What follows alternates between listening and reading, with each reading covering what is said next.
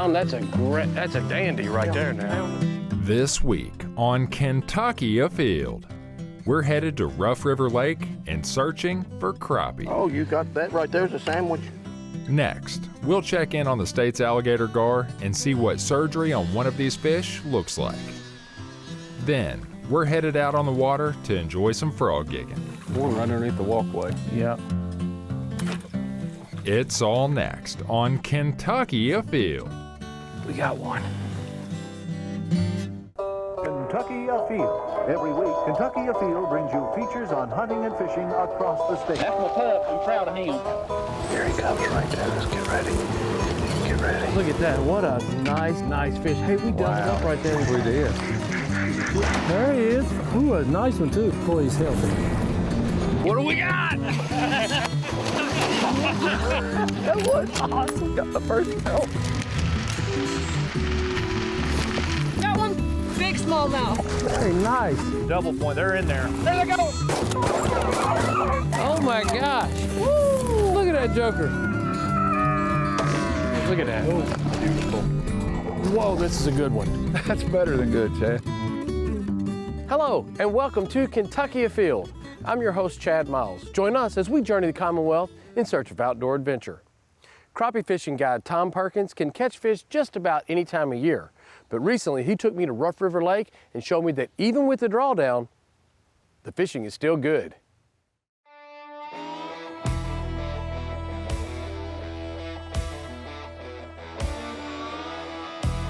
Well, this morning we're out here on beautiful Rough River Lake chasing crappie with Tom Perkins. How you doing? Doing good. I'll tell you one thing, I have been looking forward to getting out here and catching crappie with you. This will be a whole different experience today. We're going to cast for them. Okay. Instead of straight lining. They're easier to catch when they're in shallow water. They're just not in shallow water all the time. So we're not going to use any live bait and no live scope today. We're doing it the old way, the old fashioned, the hard way. But you catch fish doing it that way all the time. So I'm super excited. And honestly, it's the way I like to fish. So I'm super excited to get out here and see what we can't drum up.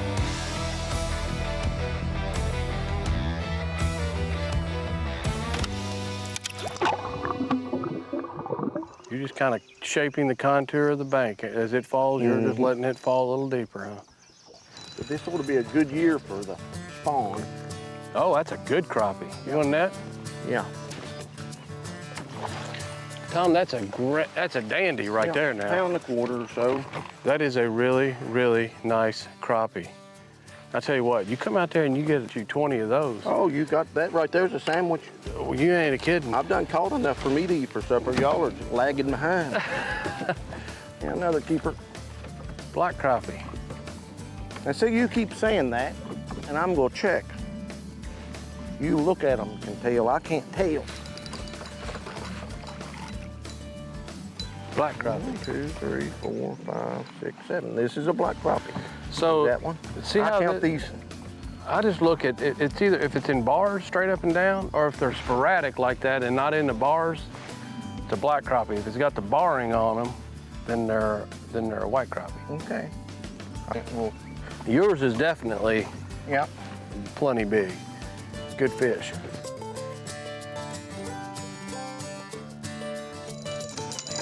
You got him now. That's Keeper. a good one. keeper. Nice fish.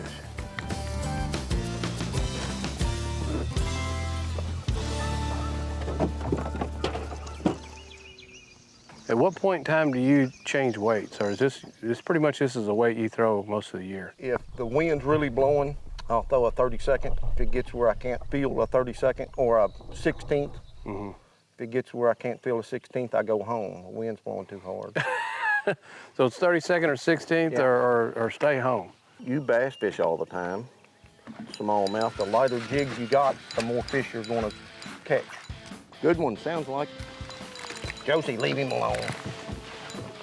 That's a spotted bass there. Yep, Kentucky. Pretty little fish. Not what we're after today. No, it's not.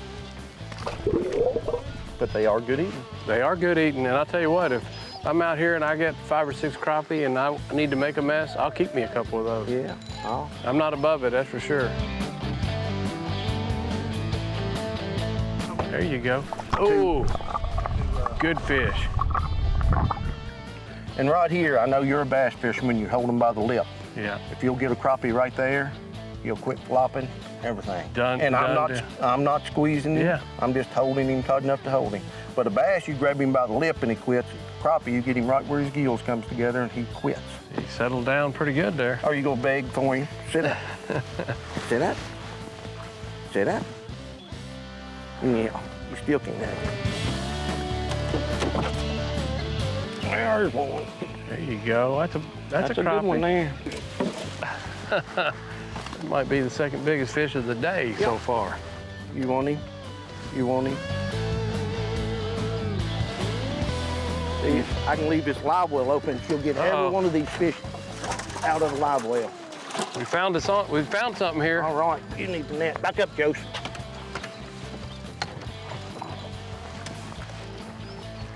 There we go. Not quite the size of what you caught, but by Well, golly, not that was a much. keeper. It's a pounder anyway. Yeah, that's a good fish.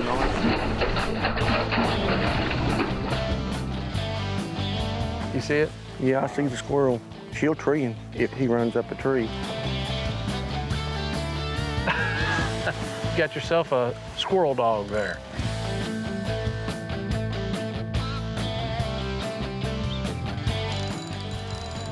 Oh, that's a good one there. That's a good fish there. Watch out, Joseph. There we go. That's a good fat fish That's a right big there. one there. Nice. We'll take that. Ooh, This little spot here has not put out a small fish yet, has it? I hope it keeps that way.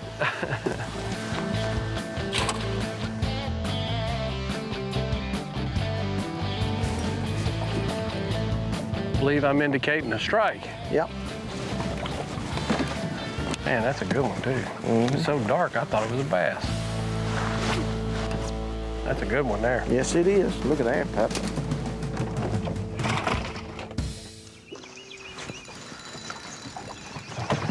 That's a crappie. Yep.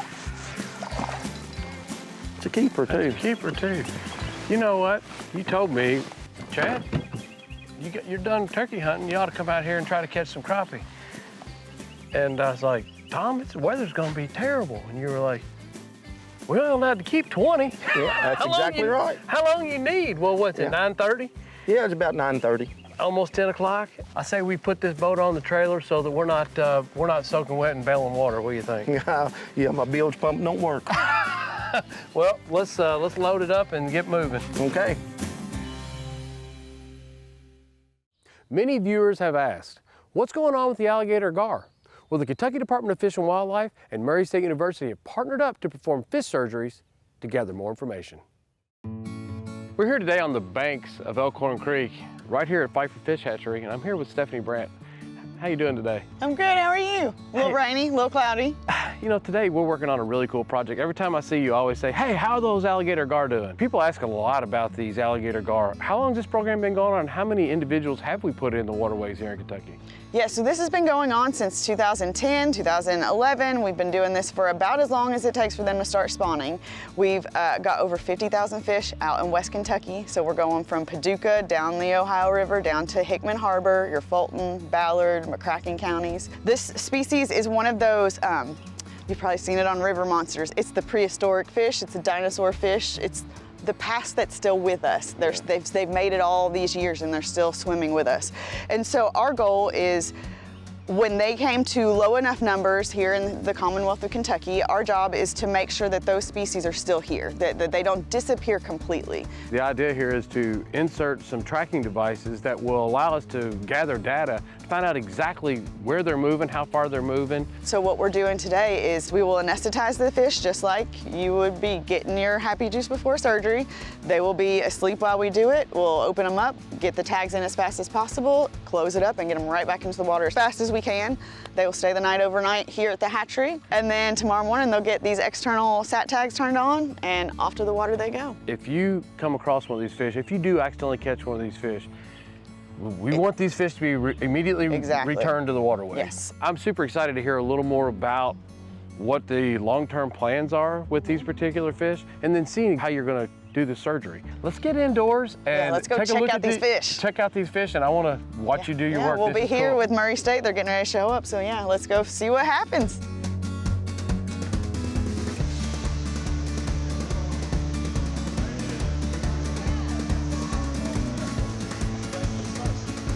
So our Murray State crew has shown up here, and looks like we're getting our table set. Yep. We've got 4 fish over there. Yep. What's the process? How's this going to work? Yeah, so we got the 4 fish. They're from our 2020 year class. They came from Mississippi. They'll go from that raceway. We'll have this big knockout tank.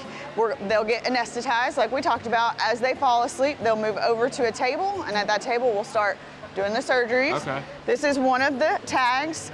This is a little battery, and as soon as this battery gets topped off, this tag turns on, and it starts on beeping, and it'll beep for 4 years.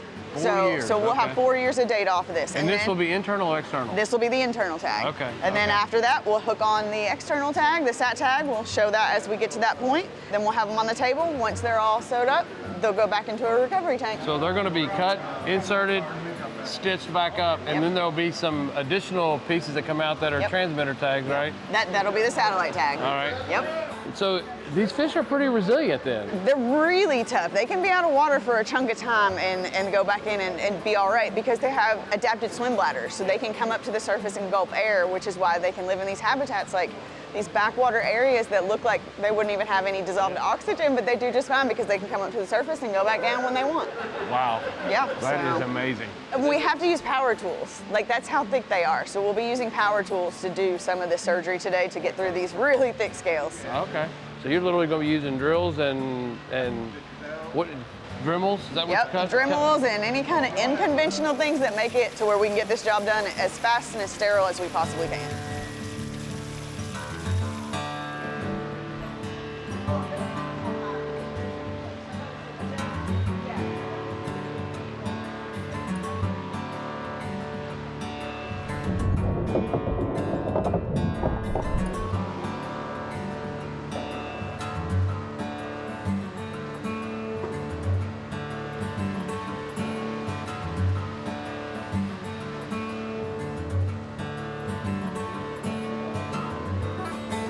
I think he might be ready.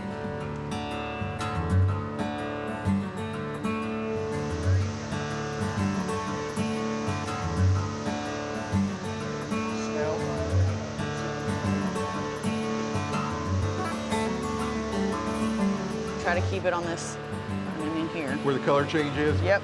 give or take. So these are ganoid scales, so they're very thick scales. That's why we're using the Dremel to get through those scales. We've been experimenting through the years with a couple different ways to do this, and this seems to be the fastest and least damaging way.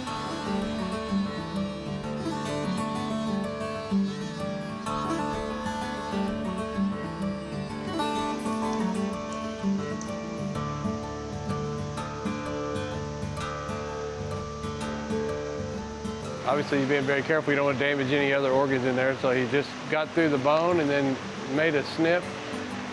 Now a scalpel. Okay, so here we're gonna test one of our pit tags.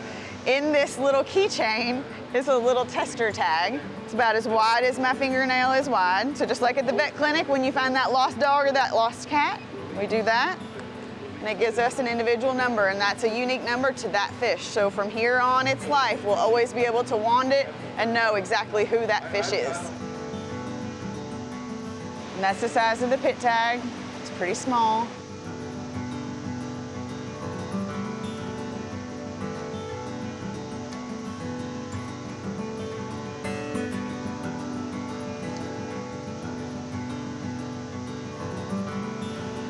All right, so we've got 2 tags inside now.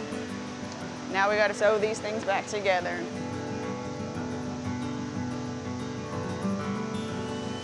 So you can't just take a needle and poke it through. You literally have to drill You a gotta hole get for on, the yep, suture. exactly.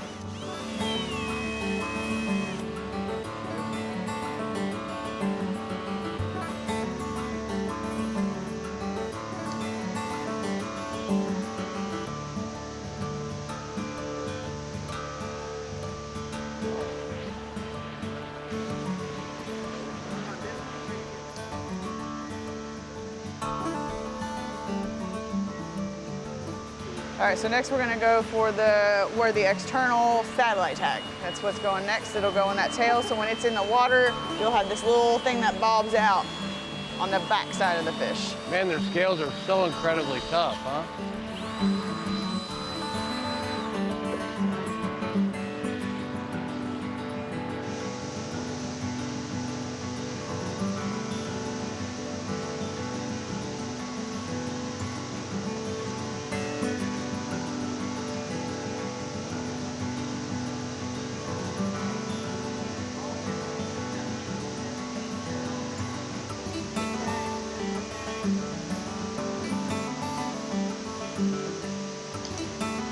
We want to make sure that this does come off. The sat tags are only going to give us a couple of months worth of data, so we don't want that just sticking on there. We don't want metal sticking out that's going to cause any kind of injury, disease, all of that. So we've chosen to do it this way. It worked great for us last year. So we're going to do the same thing with this nylon for this year. So this nylon rope after a period of time will rot away and it'll And the just tag will discard release, itself. and yep, and that'll be that. There we go, we got it. Woo! That took some work.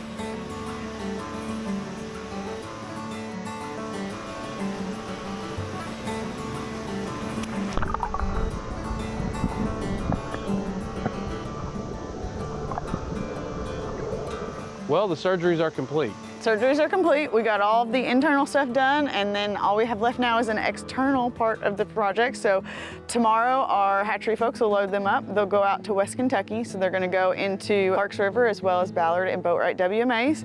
And then when they get out there, this is the external sat tag. So the line that you saw us leave off the fish will get tied to this. So if you see this floating around any gar or just kind of popped on the surface, that's an alligator gar that's below it underneath. So the fish, this is supposed to be on there. It doesn't need It's to be. supposed to Don't be try there. to take it off. Don't or take it off. remove This is the little thing that transmits up to the satellites. So a lot of technology. So we know for sure these fish are going to Western Kentucky tomorrow, but from where they go from there is the million-dollar question. That's exactly that's why. just it. We had fish last year that did 90 miles in 2 days. We have fish that stayed in the WMA, so they can be anywhere. It's great information. This is just technology showing us how to do better science.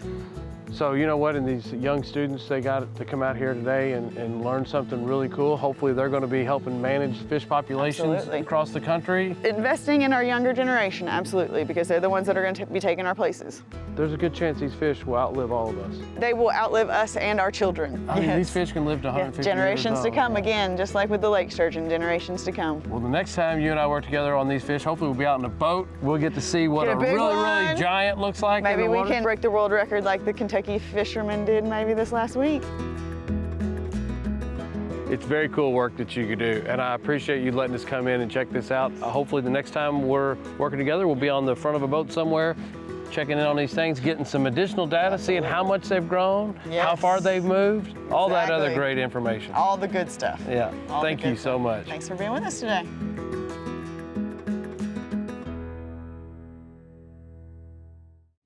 Frog gigging season is now in, and there's a lot of ways to try to catch a frog, but one of the more unique ways is from a kayak.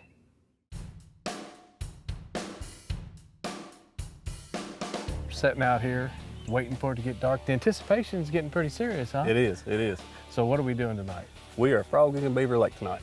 We are here at Beaver Lake. Now this is a state-owned lake, and I don't know how big Beaver Lake is, probably 100 acres or so. Yeah, it's around 150, something like that, yeah. 150 acres. And the best way to access this lake is by kayak, right? I think so. Now, Yeah. there's a couple other ways you can get around this lake because the Department of Fish and Wildlife, like many of the state-owned lakes, has a buffer. So you need to check your local rules and regulations. But here, getting in a kayak and moving around and navigating it with a gig pole is probably the way to go. I think it's ideal. And one of the other things, like you're talking about it being thick, you're respecting people's property and not climbing over everything. Yeah. You can slide right up and pick up the frogs. It's a lot of fun. Yeah, I'll tell you what, so I have frog gigged hundreds of times. I mean, when I was a kid, it was anywhere I could walk to potentially get a frog. That's what I was in for that, right? Absolutely. Never from a kayak. This is new to me. So I don't know why I've never went with a kayak, but a lake this size where you can kind of get in and navigate the lake, it's tailor-made for a kayak. It's perfect for it. It really is. It's almost kind of lazy. You're not walking through the tall grass, getting ticks on you and fighting willow bushes. I really enjoy it. I think you're gonna like it. I'm excited that you reached out to us and said, hey Thank you. man, I got an opportunity, let's go give it a try. The frogs are here, aren't they? Oh, they are, absolutely. We've already heard them. Yeah, they're right over here right now. Yep. Yeah. I tell you what, let's get on the water and kind of get out of the way a little bit where we can hear and see if we can't start finding something. Let's do it. All right, let me help you get your kayak All right. and you can help me, we'll get rolling. All right, thank you.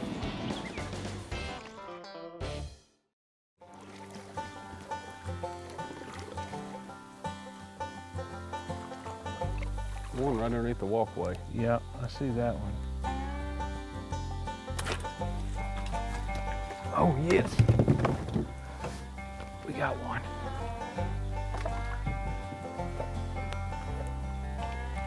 Well, he's barely on there. Well, Ryan, we finally got one. I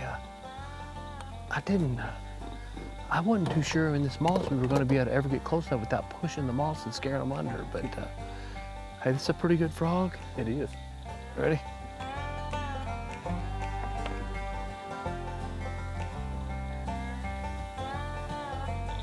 Man, the bugs are out, that's for sure. Yeah, absolutely. Oh, there's one.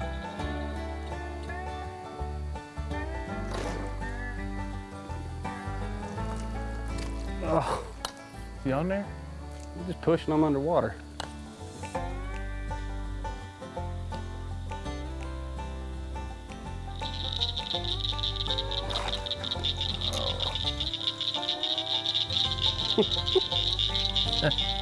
I'm acting like a rookie.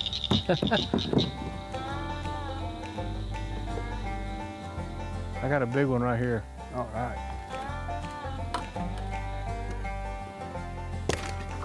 Oh my goodness, that's impressive. Man, I about threw myself out of the kayak. Oh man. You had a good jab on him. Oh, there's a big bullfrog right there. That raccoon would eat that bullfrog given the chance.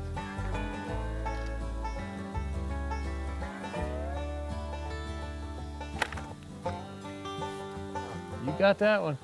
Finally. Nice job. I'm sorry, Mr. Raccoon, but that one was mine.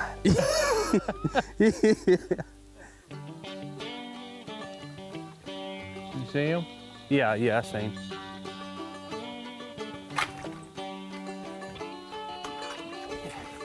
That sounds pretty promising. You get him? Oh no, he come off the With end. all that, and grabbed his leg and he jumped off. Oh. I poked him right under.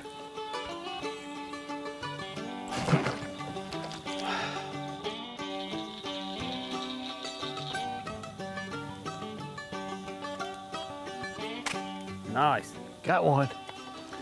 And that right there is a gig. Good job.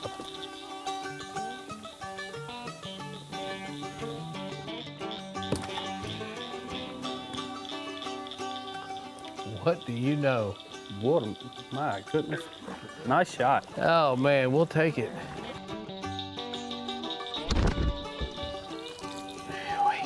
All right, nice job. Thank you.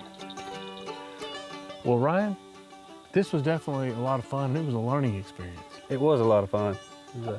This is one of those things where, you know, what the debris and the algae in the water can definitely make this much more difficult. Yeah, but you know, we saw a good number of frogs. Maybe on a little warmer night, a little sharper gigs, and wait till the department comes out. They're going to spray this lake really soon and makes it a little more navigable. The frogs are here. They are absolutely here. The frogs are here, Yeah. and you know what? Going by kayak is a really good way to get at them because you can cover so much water. You really can. You can slip right up to them. Just unfortunately tonight, we had some obstacles. Hey, but you know what? You got enough frogs to fill a skillet. We sure do. So we're in good shape, and, Yep. and hey, thank you so much for showing me this. Yeah, thank you for having me on. I appreciate it. Definitely a lot of fun. Now let's check in and see who else has been out having fun in this week's Ones That Didn't Get Away. Check out this beautiful largemouth bass that was caught by Zeth Morris in Warwick County, Indiana. This fish was caught and released. Nice job. Check out this trophy muskie that was caught by Kevin Willoughby in the Barren River. This fish was 50 inches long. Nice job. Here we have Timmy Gray with a nice 24-pound turkey taken in Fleming County on the last day of the turkey season. Congratulations. Here we have a nice largemouth bass that was caught on Green River Lake by Christian Warren. Nice fish. Here we have 8-year-old Gunnar Carnes with his first turkey. This turkey was taken in Knox County. Congratulations. Mark Hall caught this beautiful largemouth bass that weighed over 7 pounds in a watershed lake in central Kentucky. Memorial Day weekend is next weekend, and many of you will be hitting the lake. The number one reason that boats get pulled over is because their tags have expired and they have the wrong decal. Make sure you have all that in order and have a safe weekend. And remember, hunting and fishing on private property is a privilege. Always ask permission and thank the landowner. Until next week, I'm your host, Chad Miles, and I hope to see you in the woods or on the water.